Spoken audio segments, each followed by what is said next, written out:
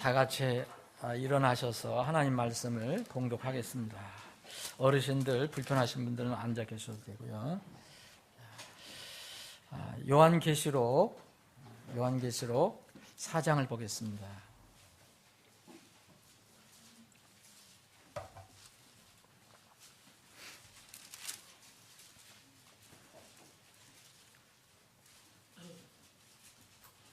요한계시록 4장은 사도 요한이 반모섬에서 예수 그리스도의 계시를 이렇게 받고 기록한 그 내용 중에서 특별히 하나님께서 하늘의 광경, 예수님이 앉아 계신 곳, 하나님의 그 왕좌 주변을 보여주신 그런 내용입니다. 그래서 1절부터 여러분 쭉 한번 읽어보시고, 자, 제가 몇 구절 읽고 여러분들 함께 읽는 부분을 말씀을 드리겠습니다. 제가 6절부터 읽겠습니다.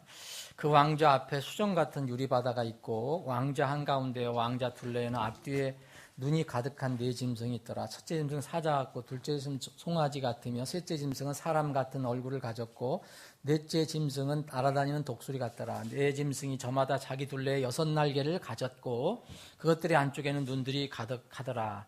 그들이 밤낮 쉬지 않고 이르기를 거룩하다 거룩하다 거룩하다 주 하나님 전능자여, 그분은 전에도 계셨고 지금도 계시고 앞으로 오실 이시로다 하고, 그 짐승들이 왕좌에 앉으신 분 곧 영원 무궁토록 살아계신 분께 영광과 존귀와 감사를 드릴 때에 24 장로가 왕좌에 앉으신 분 앞에 엎드려 영원 무궁토록 살아계신 분께 경배하고 자기들의 관을 왕좌 앞에 던지며 이르되, 11절을 여러분들 함께 봉독합니다.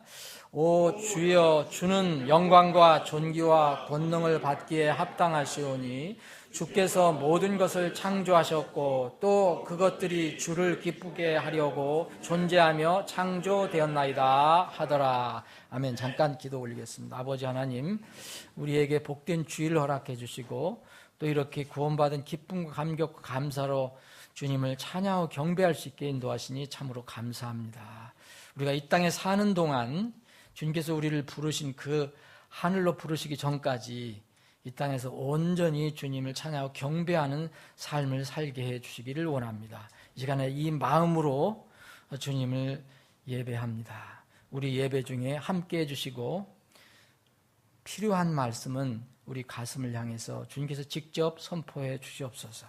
거룩하신 예수님의 이름으로 기도합니다. 아멘. 앉아주시기 바랍니다.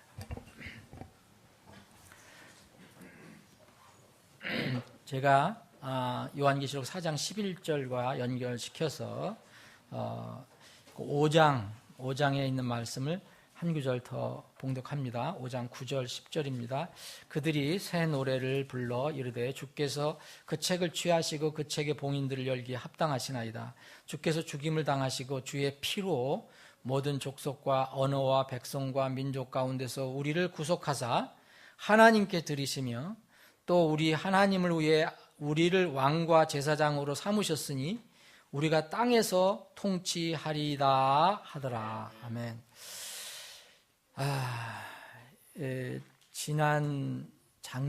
제가 작년에 어떤 그 기사를 보고 준비를 했는데 해가 넘어갔습니다. 그래서 오늘 그 내용을 가지고 말씀을 준비했습니다.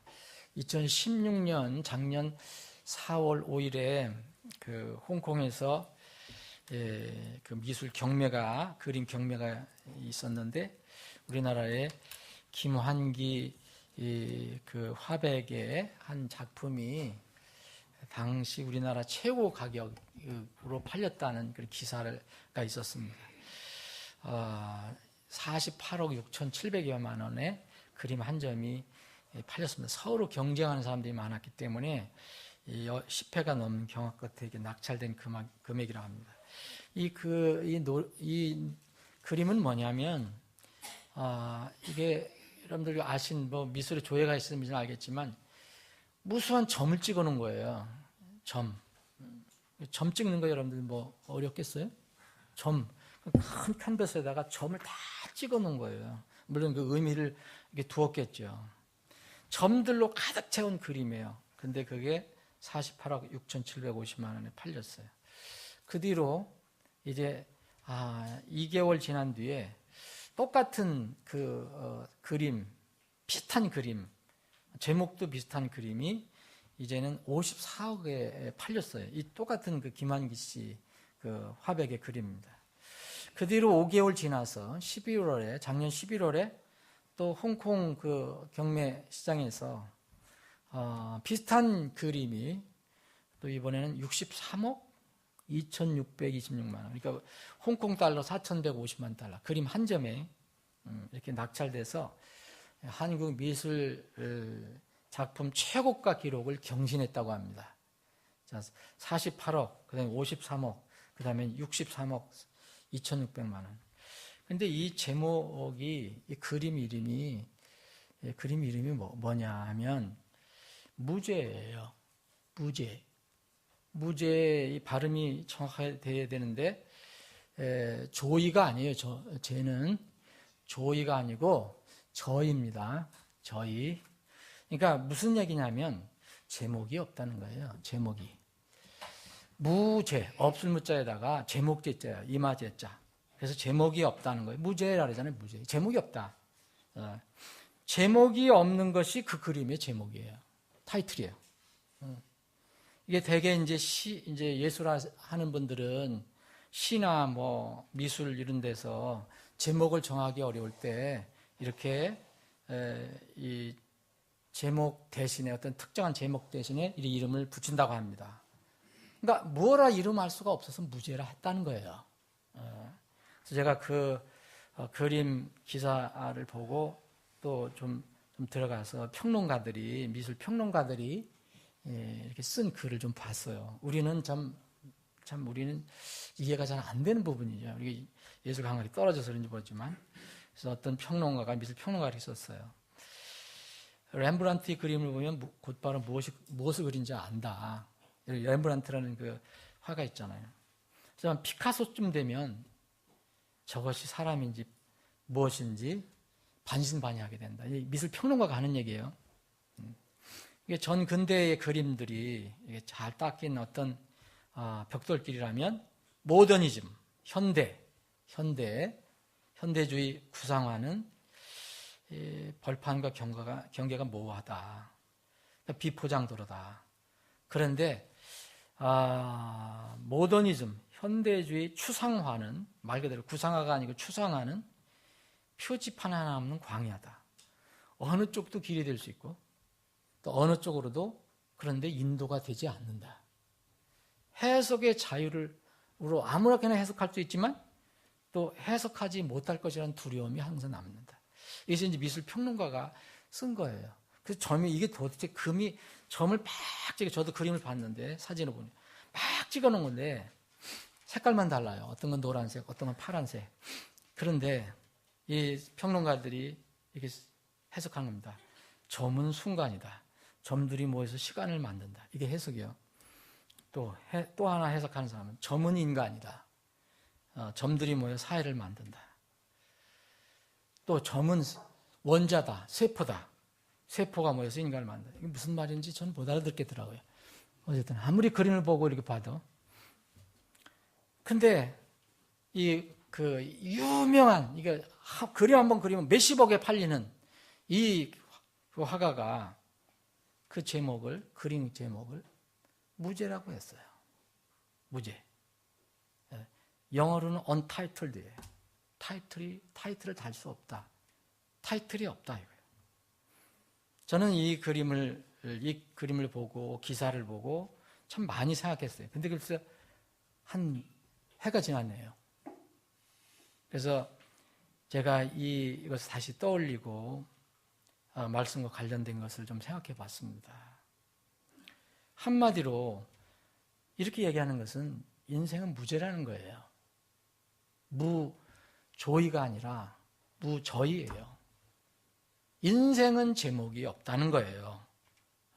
그런데 오늘 우리가 읽은 말씀은 인생은 제목이 있다는 거예요.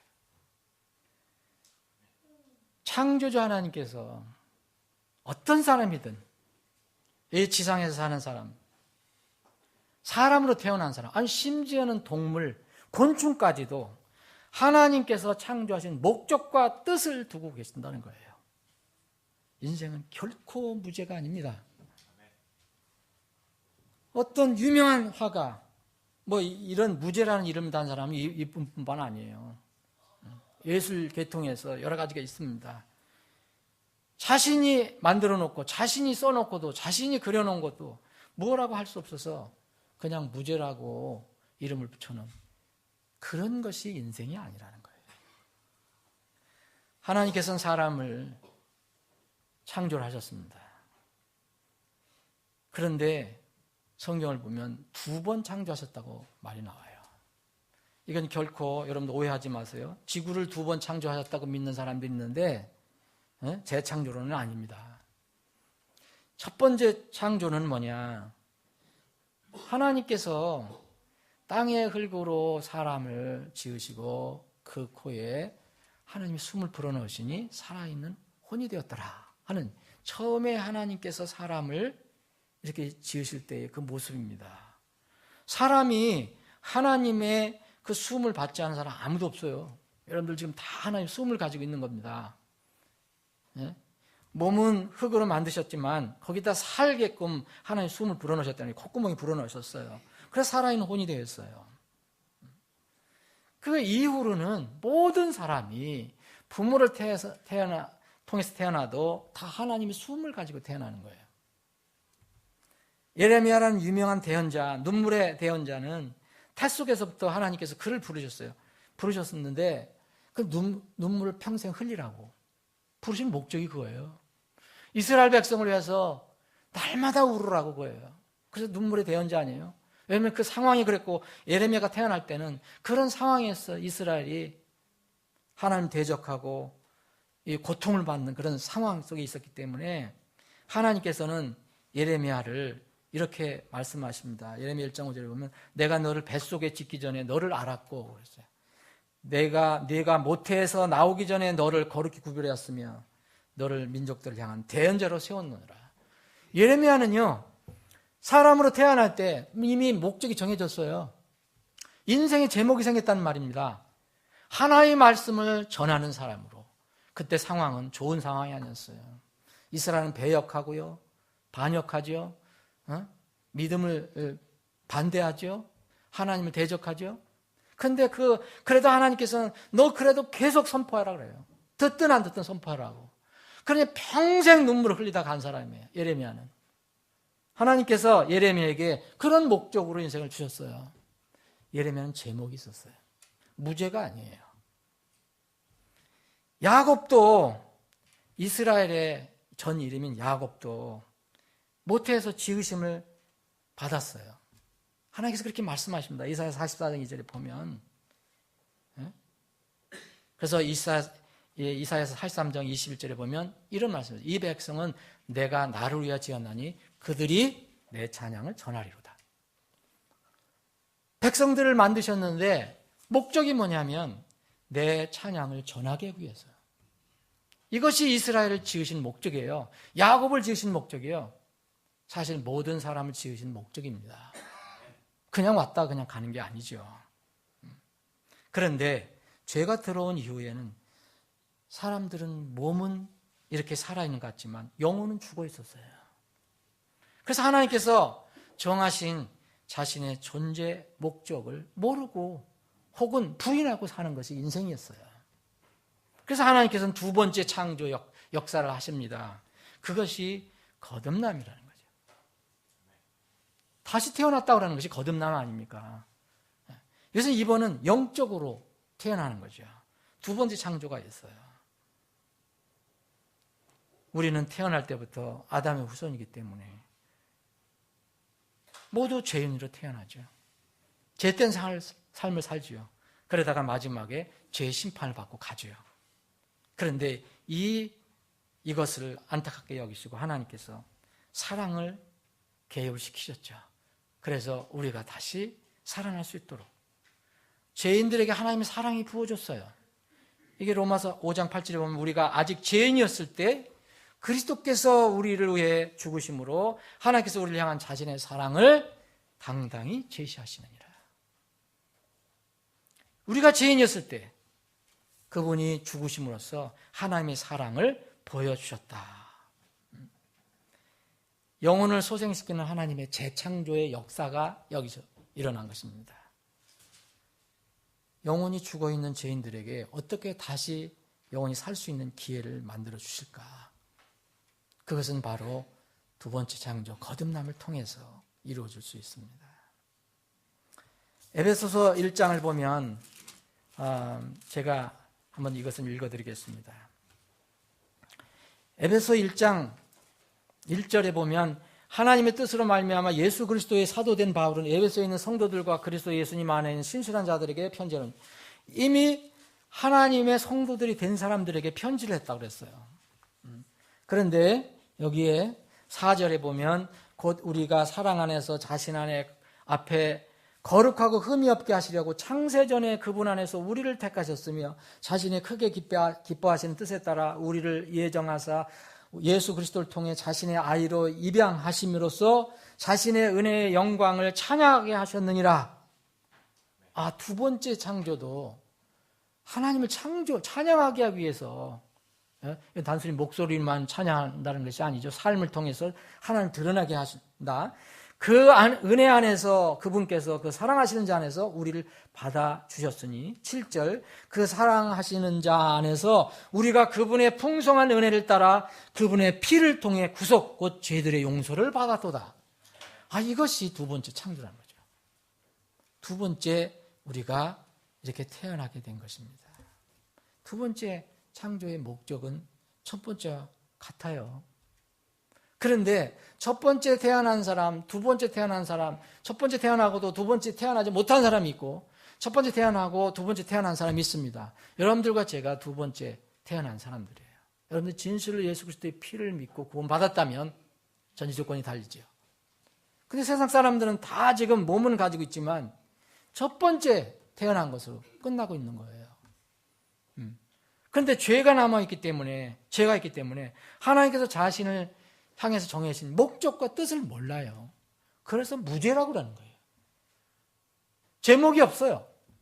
내가 왜 사는지 인생 제목이 없는 거예요.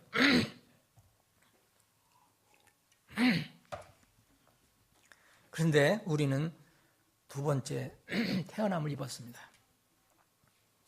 그것은 예수 그리스도의 죽음과 피로 구속을 받아서 그렇게 된 것입니다.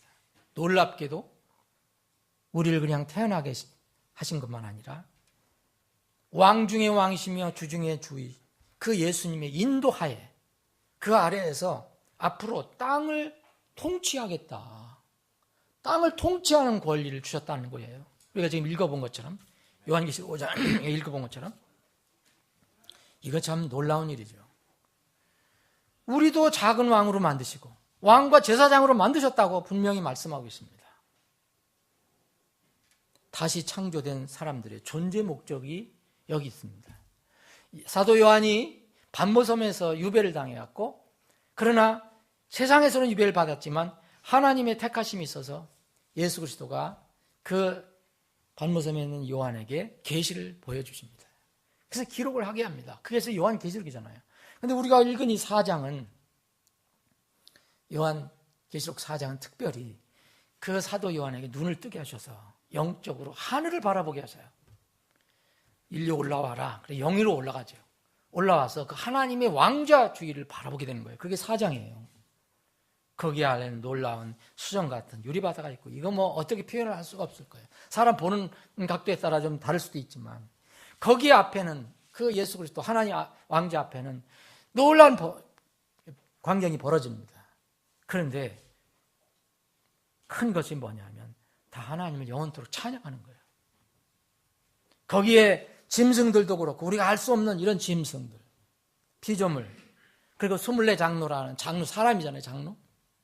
이건 인류의 대표인데 이 사람들은 구원받고 하나님 왕자에 가 있는 사람들을 얘기하는 거죠. 이 사람들이 상급을 받아서 면류관을 받죠. 왕가를 받는데 그것까지도 우리에게는 적당하지 않습니다. 우리는 그럴 만한 가치가 없는 사람입니다. 자격이 없는 사람입니다. 그게 주님께 드리고 이렇게 찬양을 합니다.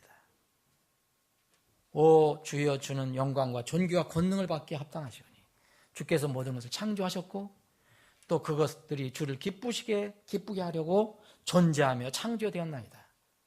사도 요한이 하늘을 바라보고 하나님의 왕좌 앞에서 있는 24장로가 찬양하는 것을 들었습니다. 그것을 그대로 기록한 것이 바로 이 요한계시록 4장 11절입니다. 이 24장로의 입에서 튀어나온 말이 뭐냐면 인간의 존재 목적이 기록이 되어 있어요.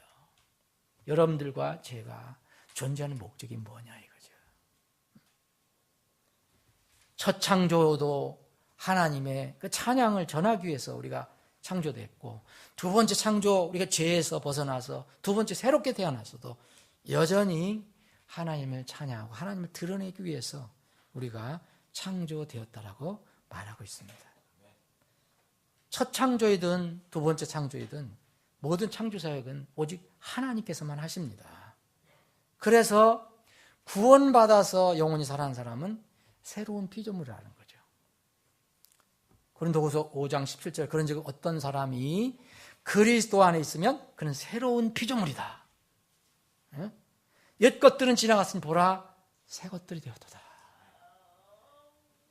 죄를 들여온 아담의 유전에서 해방되어서 새로 창조되었으니까 이제 그 신분에 맞게 새롭게 살라 이겁니다.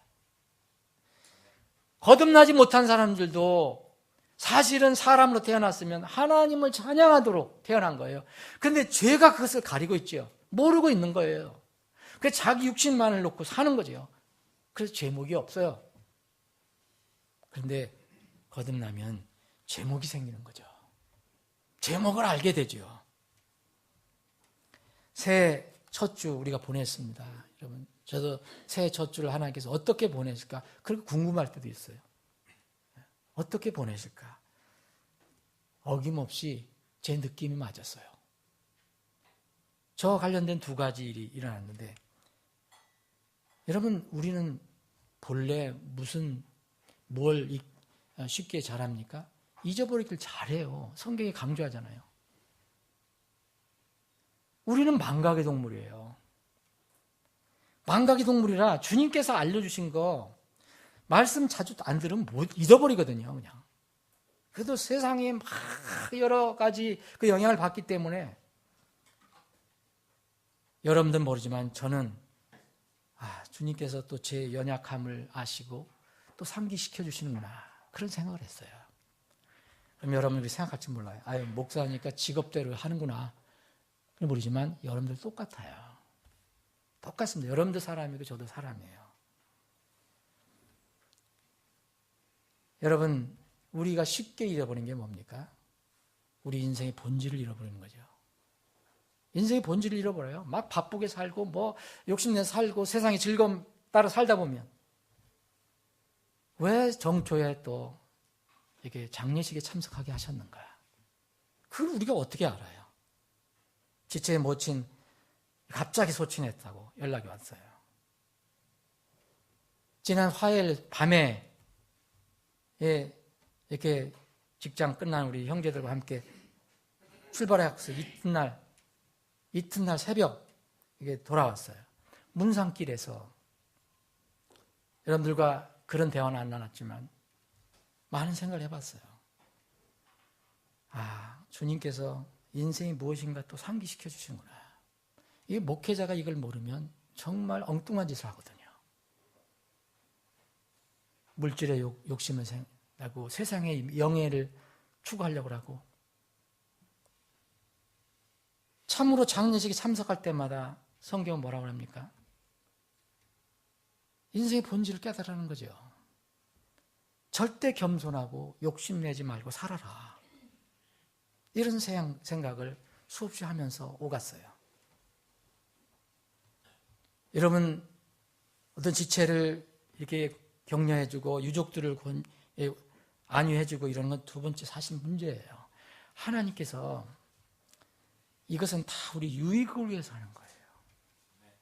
잔치집에 가는 것보다 죽는 사람 어떤 장례에 가는 것이 더 너희들에게 유익하다고 그랬잖아요. 또 며칠 후에 국제 사기 전화가 걸려왔어요. 저는 몰랐어요. 저는 이제 가끔가다 목사님들의 전화가 오기 때문에. 근데 이제 사기 전화하는 걸 조금 더 알았죠, 이제. 그러면서 또 생각을 해봤어요. 야, 새해 초부터 여전히 우리는 새해 초에 무슨 소망을 걸고 뭐 새해 잘 되고 무슨 소망만 있고 무슨 뭐 축복만 있고 잘 풀리고 이런 걸 많이 소망하잖아요. 근데 여전히 마귀는 바쁘구나. 여전히 사탄은 쉬지 않고 일하는구나. 악과 불의는 쉬지 않는구나. 여전히 세상은 하나님을 두려워하지 않고 자신의 육신대로 그 제목 없이 살아가는 사람들이 많구나. 다시 한번 새삼스럽게 생각해 봤습니다. 주님께서 반복해서 우리에게 경고해 주신 말씀이 있어요. 장례식에 가면 뭘 생각합니까? 무슨 주님의 음성을 듣습니까? 여러분? 조금 먼저 가고 조금 늦게 가는 것뿐이에요. 여러분 안 갈 사람이 있어요? 여러분 정초부터 왜 목사가 저런 소리를 할까? 여러분 이게 복입니다. 하나님의 뜻을 깨닫는 게 복이에요. 조금 순서적으로 먼저 가고 늦게 가는 것뿐이에요. 여러분들이 아무리 육신을 추구해서 살아도 결국 그때 갑니다. 그래서 주님 뭐라고 하세요? 내 날수센 내 날을 세는 지혜를 얻게 해달라고 기도하라는 거예요. 우리가 날수를 어떻게 알아요? 여러분들 언제 주님께서 부르실지 알아요? 몰라요. 그게 무슨 얘기냐? 너는 때가 있다라는 거죠. 그래서 장례식에 가면 뭐예요? 주님이 만날 준비를 해야 되겠구나. 다시 새삼스럽게 생각하는 거예요. 준비하라예요, 이거는. 사기 전화는 저는 가끔가다 이런 걸 듣는데 우리 아이들이 걱정하는 게 아빠는 쉽게 넘어갈 것 같대요. 그런데 저렇게 쉽게 넘어가지 않습니다. 그런데 저는 돈은 조금 옛날에 잃어버렸죠. 사기를 당해서 잃어버렸지만 많은 돈 잃어버린 것도 아니죠. 돈 많이도 없고 몇십만 원 정도. 그런데 여러분 돈 잃어버리는 게 낫습니다. 여러분 영혼에 대해서 사기당하면 안 돼요. 세상 뭐예요? 디모데후서 3장 12절에 보면 악한 자들과 미혹하는 자들은 점점 더 악해져서 속이기도 하고 속기도 하리라. 여러분 앞으로 세상이 뭐 좋아질 거라고 생각하시면 안 돼요. 점점 이런 사람들이 더 늘어나고 점점 이런 일들이 많이 일어날 거예요. 여기에 더해서 저는 TV를 일체 안 봅니다. 너무 편해요, 요새. 너무 편해요. 만날 소리 나오면 식당에 갔을 때 자영적으로 듣잖아요. 식당에 가면 만날 최순실 얘기. 이제 듣기가 지겨워요. 여러분 대통령 탄핵 듣기가 지겨워요. 빨리 안정이 돼야 돼요. 그런데 저는 신문을 보는데 신문도 그랬어요. 신문도 끊어야 되겠다. 그런데 우리 집사람이 그래도 그것만이라도 뭘 좀 봐야 될 거 아니냐. 그래서 지금 제가 결정을 못하고 있어요. 근데 신문을 보면 전부 우울하게 하는 일들이 많이 나와요. 이번에 보니까 나라가 우리가 하면 사람들이 요새 젊은 사람이든 나라를 막 욕하는 사람들 보면 뭐라냐면 우리나라가 헬조선이라 하잖아요. 헬, 지옥 그런 뜻이에요. 이 조선이 헬이다 이거예요. 뭐 살기도 어렵고 뭐 경제도 어렵고 뭐 정치도 못하고 그러니까 이게 못 살겠다 그런 얘기예요. 그런데 제가 신문에 크게 난 사진을 봤어요. 여러분 인천국제공항이 인산인에 큰 사진이 나왔어요. 엄청나게 밀려있는 그 사진이 나와 있어요. 어떻게 생각하십니까 여러분? 사람들은 다 헬조선이라고 그러는데 거기는 미어 터져요. 또 하나 기사를 제가 지난 연말에 본 건데 이번에 우리 교회차를 타고 가면서 우리 형제들과 하도 우리 형제들 자매들은 얘기를 안 하는 분들이라 제가 뭐 얘기도 잘 못하지만 그래도 어떻게 좀 재밌게 해주려고 이 얘기를 했어요. 말 주변이 없는데. 그때 재밌게 얘기를 했는데 재미있었는지 모르겠어요. 이게 뭐냐면 작년 12월 23일에 여러분 바로 크리스마스 23일, 24일 크리스마스 전, 그러니까 소위 하면 크리스마스 이브잖아요. 세상에는.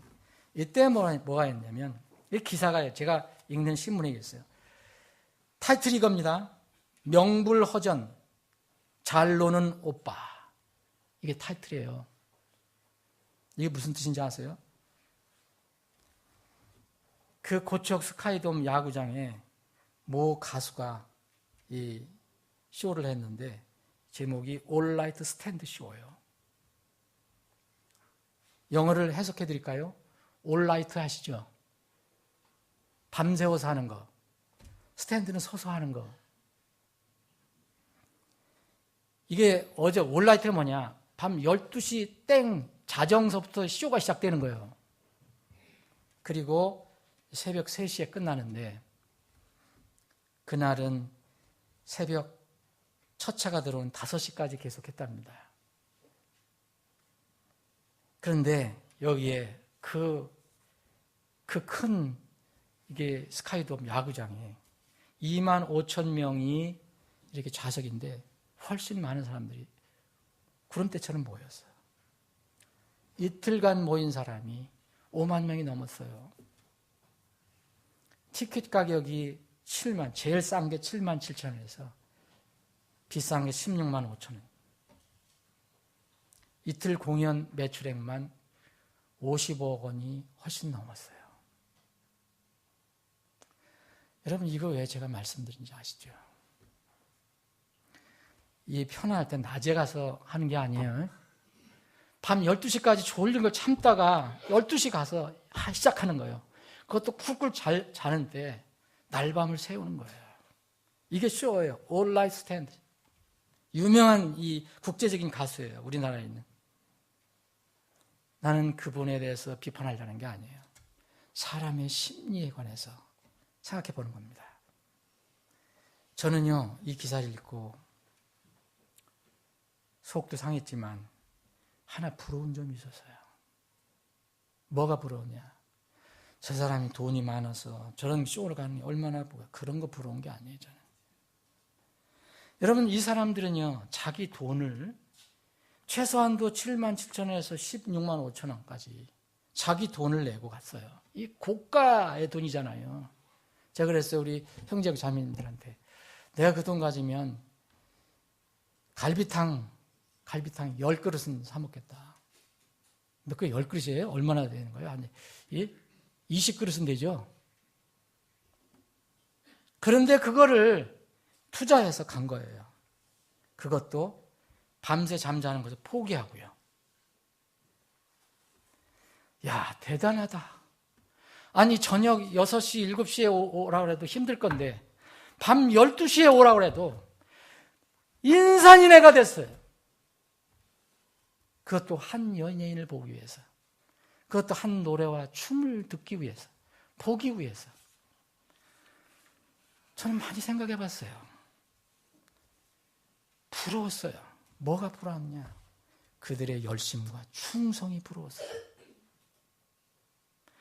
이렇게 세상 사람들은 한 가수에 대해서 대단한 충성과 열심을 가지고 있어요. 저는 그것이 부러웠어요. 내가 주님께서 너 밤잠 자지 말고 12시에 나 만나러 오라. 오늘 주님 제가 몸이 불편한데요. 전 잠을 못 자면 못 살아요. 그럴 것 같았는데 이 사람들은 자기 돈을 내고 잠을 포기하고 그 개인 가수에 대해 충성심을 보였어요. 그 연예인이 가수인이 그들 자신들을 위해서 십자가에 못 박혀 죽었습니까? 피를 흘려 주었습니까? 3일 동안에 묻혔다가 부활을 해줬습니까? 또 하늘에 그들이 잘 집을 7만 원, 17만 원 줘갖고 내 하늘의 집을 잘 준비해달라. 그렇게 한 것입니까? 그 가수가 그 사람들이 살 집을 준비해 줬습니까? 오직 그들은 그 인간 가수가 부르는 노래와 춤을 보기 위해서 그런 충성심을 나타내 줬어요. 그에 비해 저는 그것을 읽고 저는 정말 저를 바라봤어요. 내가 이런 열심이 있을까? 그에 비해 우리는 우리를 위해서 모든 것을 희생하신, 우리의 무서운 죄 문제를 해결해 주기 위해서 다 내려놓으신 분, 하늘의 왕자를 버리시고 이 지상으로, 이 먼지 나는 땅으로 내려오신 분, 그리고 친히 피 흘려 죽으시고 그 갖은 수모를 당하시고 수치를 당하시고, 그리고 3일 동안 캄캄한 땅에 3일 동안 묻히셨다가 부활하신 분, 그리고 우리를 위해서 지금은 하늘의 처소를 위해서 지금 준비하고 계신 분, 이런 주님께 나는 어떤 열심과 충성을 하고 있는지 정말 부끄러웠어요. 우리는 주일 하루 하나님께 드리는 것도 인색합니다. 여러분, 오전 겨우 드리고 오후 드리는 것도 정말 인색해요.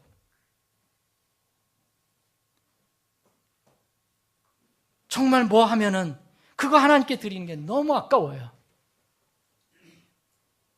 주님께 물질 드리는 거 아깝고요, 시간 드리는 거 아깝고요, 재능 은사 드리는 게 너무 아까워요. 그런데 내 자신을 위해서는, 내 가족을 위해서는 아낌없이 쓰는 우리예요. 밤새도록 자신들이 큰 돈을 지불하면서 잠을 자지 않으면서도, 그것도 자기 집 옆에가 아니에요. 멀리서 차를 타고서 비행기까지 타고 오는 사람도 있었다 그랬어요.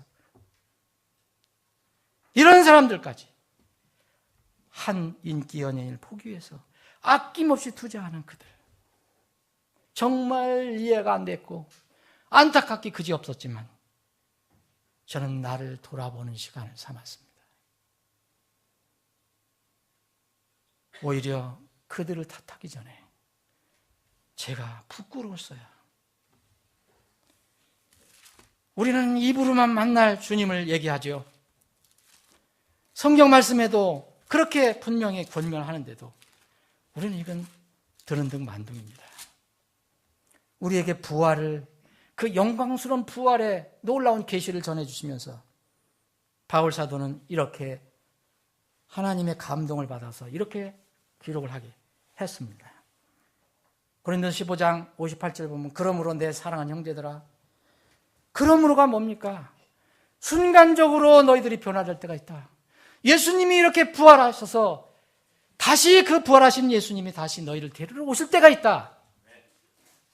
그러므로 내 사랑하는 형제들아, 너희는 굳게 서서 흔들리지 말고 항상 주의 일을 넘치게 하라. 너희 수고가 주 안에서 헛되지 않은 줄 너희가 아느니라.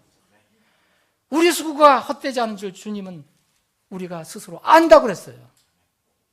그런데도 그렇게 못하는 것이 우리입니다.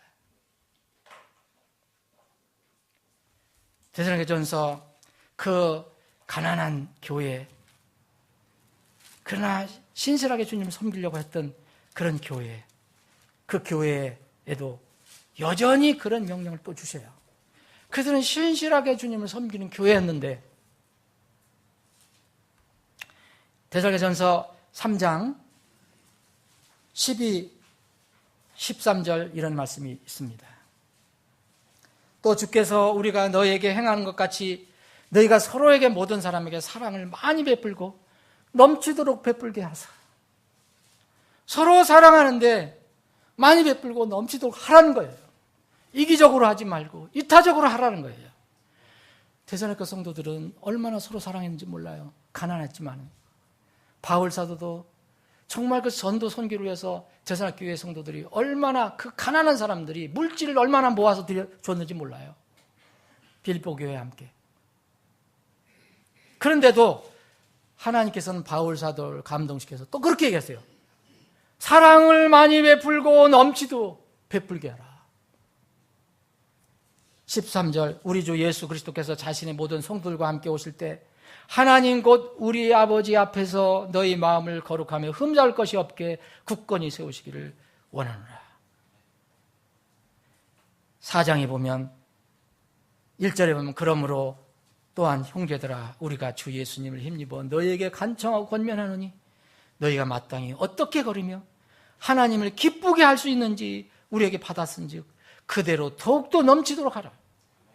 데살로니가 성도들은 교회는 이렇게 약하고 가난한 사람들이 모였지만 그렇게 열심히 했는데도 여전히 그 사람들에게 이렇게 말씀합니다. 더욱더 넘치도록 하라. 10절 참으로 너희가 온 마게도냐 모든 형제들 향해 그 일을 행하는도다. 그러나 형제들아 우리가 너희에게 간청하노니 너희는 더욱더 많이 하고. 저는 예술과 문화에 대해서 조예가 없어서인지 또 감각이 없어서인지 그런 그림 이야기, 저런 거 공연 이야기 좀 느낌이 없어요, 솔직히. 제가 아무래도 예술과 문화에 대해서 조예가 없어 그런지 몰라요. 그런데 마음이 너무 착잡한 거예요. 이런 걸 읽을 때마다. 두려워할 대상이 없기 때문에 자신의 육신을 하나님을 믿고 사는 사람들이 너무 많아요. 하나님을 두려워하지 않는 세상이에요. 자기 육신만 바라보고 사는 사람들. 노아가 하나님의 심판에 홍수가 온다고 외쳐도 아무도 듣지 않았어요. 비가 쏟아지기까지 육신만 따라 살았어요. 소돔과 고모라에 무서운 하늘에서 유황비가 쏟아질 때까지 육신의 노예가 되어 살던 사람들 여전히 그렇게 살고 있었어요. 지금 이 세상도 노아의 시대와 소돔과 고모라의 시대와 같은 그렇게 사는 사람들이 너무 많습니다. 하나님 말씀을 들어도 무시하여 그리고 자신의 육신의 즐거움만 추구합니다. 여러분 두려워할 대상이 없으면 두려워할 대상 하나님이 없으면 결국 그 인생의 제목이 없게 되는 거예요. 무죄가 되는 겁니다. 뭐가 뭔지 모르는 거죠. 그냥 주어진 육신적 그냥 감각으로만 사는 거예요. 세상 사람들만 그러합니까? 그리스도인들이라는 사람들도 자신만을 위해 사는 사람들. 만약 그리스도인이라고 하는데 자신만을 위해 산다. 하나님에 관해 생각을 하지 않고 자기를 구원해 준 그리스도에 대해 생각을 하지 않는다면 그 사람들의 인생의 제목은 없는 것입니다. 제목이 뭡니까? 그래서 생각해 봐야 합니다. 그렇게 사는 것은 자신의 인생의 제목이 없다는 것을 스스로 드러내는 거죠. 2017년 새해에 우리는 서로 축복을 합니다. 올해 건강하시고 복 많이 받으시기를 빕니다. 이렇게 우리가 축복을 합니다. 또 누구든 다 복을 누리기를 원합니다. 그런데 여전히 여러분 2017년 내일 일을 몰라요. 여러분 누가 정초에 상갓집에 갈 줄 알았어요? 전혀 모릅니다. 내일을 모릅니다. 우리는 불확실성의 세대를 살아가고 있어요. 이것은 세상 사람들과 똑같아요. 그런데 세상 사람과 다른 게 있어요. 우리는 내일이 무슨 일이 일어날지 모르지만 우리는 분명히 무죄의 인생은 아니에요. 우리의 인생은 왜 무죄가 아닌가? 첫 번째는 하나님의 계시가 우리에게 주어졌기 때문이에요. 그 계시, 말씀을 따라서 우리는 어떻게 살 것인가를 방향을 알아요. 그렇기 때문에 우리 인생은 결코 무죄가 아닙니다. 신명기 29장 29절에 이런 말씀이 있습니다. 은밀한 일은 주 우리 하나님께 속하거니와. 우리는 내일을 모르죠. 그런데 계시된 그 일들은 여러분들 가지고 있는 성경 다 계시된 하나님 말씀이에요.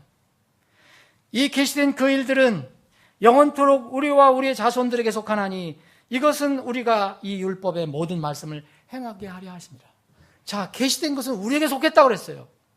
우리는 내일 일이 정확하게 뭘 일어날지 모르지만 우리는 미래에 주님이 오실 것이라는 거 알아요. 하나님께서 세상을 심판하실 거 알아요. 우리는 제목이 없는 인생이 아닙니다. 우리는 하나님의 계시의 말씀을 통해서 우리 인생에 분명한 제목을 달고 살아갈 수가 있어요.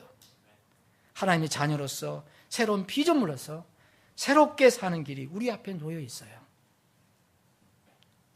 이 땅에서 삶이 끝나는 날은 우리의 본향, 저 하늘에 주님께서 준비하신 그 처소가 있다는 걸 알아요.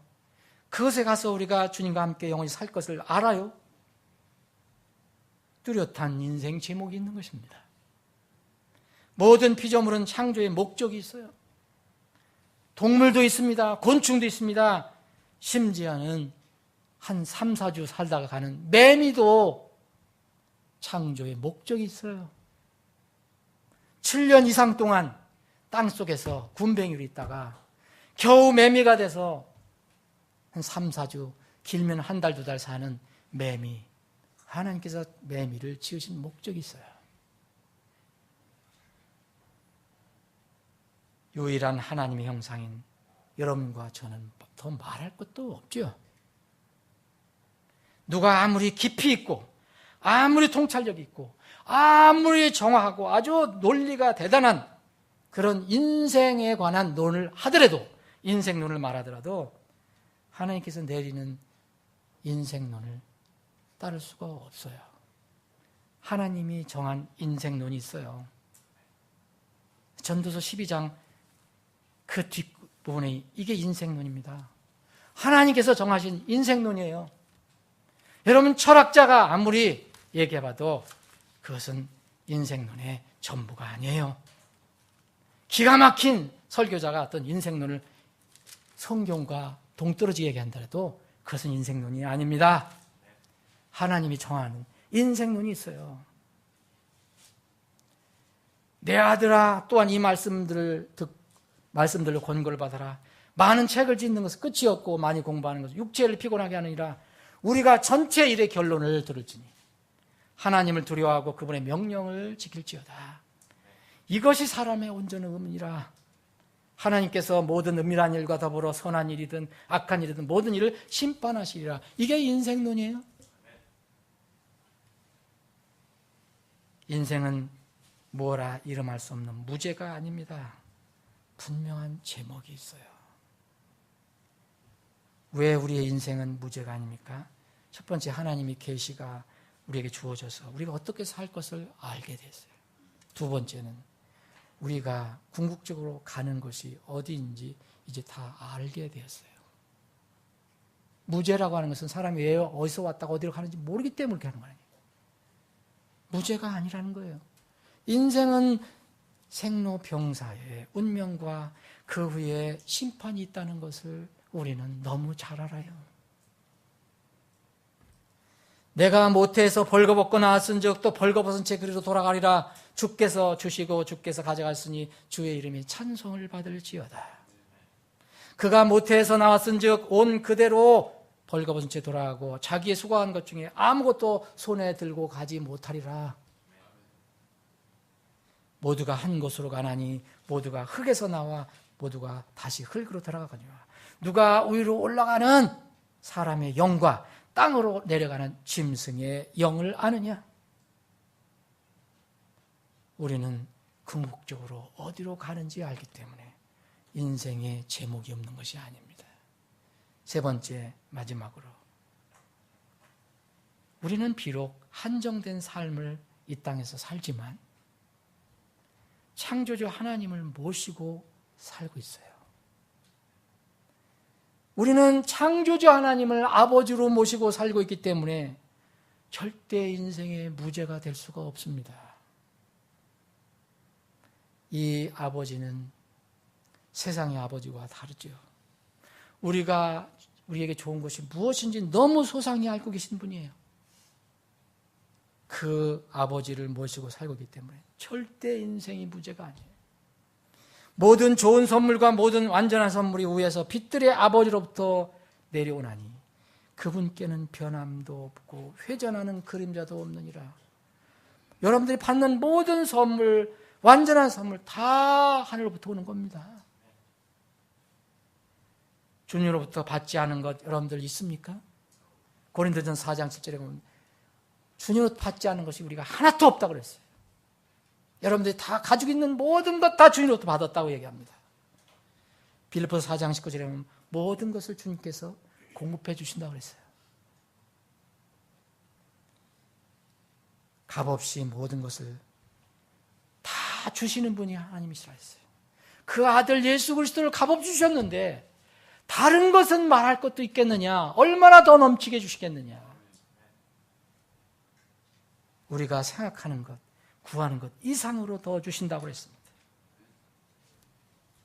그러나 육신을 자꾸 부추기고 육신을 따라 살려고 자꾸 유혹하는 그 마귀는, 거짓말쟁이 사탄은 우리 영혼과 몸에 좋은 것인 줄 알지만 우리가 결코 좋은 것이 아닌 것을 계속 권면합니다.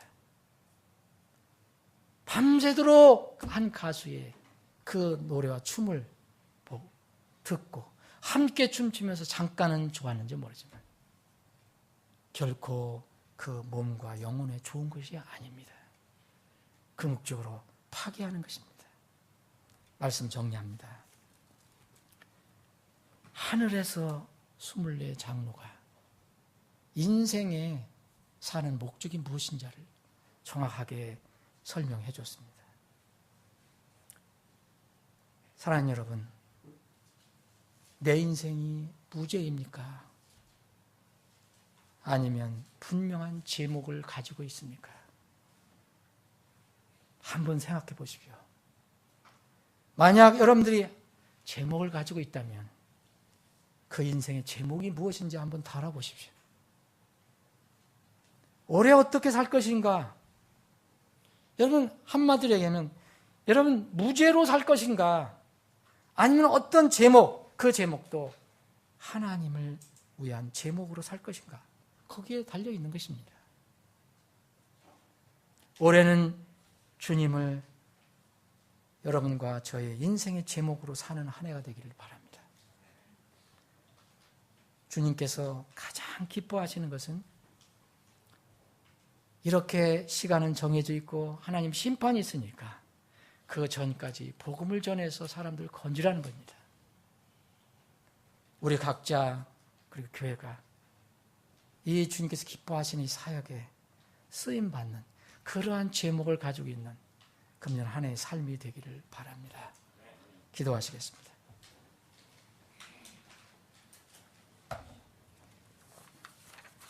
그럼 잠깐 기도한 시간 갖겠습니다.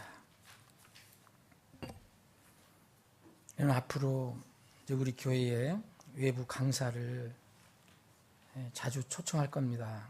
하나님께서 허락하시는 대로. 내부 강사들은 대부분 설교를 하고 나면 그 듣고 들은 사람들에게 그것을 드러내라고 강단으로 다 초청을 합니다. 저는 우리 교회에서 그렇게 시작을 하지 않았습니다. 그게 장단점이 있기 때문에. 근데 그것이 뭐가 옳고 그런 거 정해진 게 없습니다. 그래서 외부 강사 설교자가 올 때 만약 여러분들 초청하면 여러분들의 양심의 인도를 받아서 그 설교자의 초청에 응하시면 됩니다. 그러나 저는 오늘 여러분들을 이 강단으로 초청하지는 않겠습니다. 그 자리에서 하나님의 음성을 들으시기 바랍니다. 어둔한 인간 설교자가 말씀을 전한 거지만 이것이 성경에 있는 말씀이라면 여러분들이 하나님의 음성을 듣고 나에게 하나님께서 이런 말씀을 주시는구나 적용을 하시기를 바랍니다. 꼭 강단에 나와서 무릎 꿇고 기도하지 않더라도 만약 오늘 외부 강사가 설교를 했다면 그분이 또 초청을 한다면 나와서 하는 것도 좋을 것입니다. 지금 여러분 각자 기도해 보시기 바랍니다. 벌써 금년도 한 주간이 휙 지났습니다. 어떻게 내 인생을 살아갈 것인가? 둘 중에 하나입니다. 육신을 따라 살 것인가? 세상을 따라 살 것인가? 주님을 따라 살 것인가? 중간지대는 없습니다. 여러분 아무리 뭐래도 중간지대는 없어요. 주님을 따라 살기를. 그래서 여러분의 분명한 아주 명백한 인생의 제목을 여러분이 붙이고 살아가시기를 바랍니다. 그렇게 기도하시기 바랍니다. 아버지 하나님, 벌써 새해가 시작된 지 한 주가 훌쩍 지났습니다. 짧은 일주일 동안에 많은 것을 경험하게 하신 주님, 그러나 그 일 중에서 하나님께서 우리에게 들려주시는 말씀을 통한 음성이 있다면 저희들이 겸허히 그 음성을 들을 수 있는 믿음을 주시기를 원합니다. 세상에 들려오는 온갖 잡다한 소리들이 너무 많기 때문에 때로는 주님의 음성이 정말 미세하게 들려올 때가 있습니다. 그 주님의 음성, 미세한 음성에 민감해질 수 있는 우리들이 되게 해주시기를 원합니다. 우리 모두 금년 한 해, 아니 영원토록, 지금부터 영원토록 우리 주님께서 우리를 부르실 때까지 우리 각자의 인생의 삶에서 분명한 인생의 제목을 정해놓고 그 제목을 달고 살아갈 수 있도록 인도해 주시옵소서. 이러한 복이 우리 모두에게 있게 주시옵소서. 거룩하신 예수님의 이름으로 기도합니다. 아멘.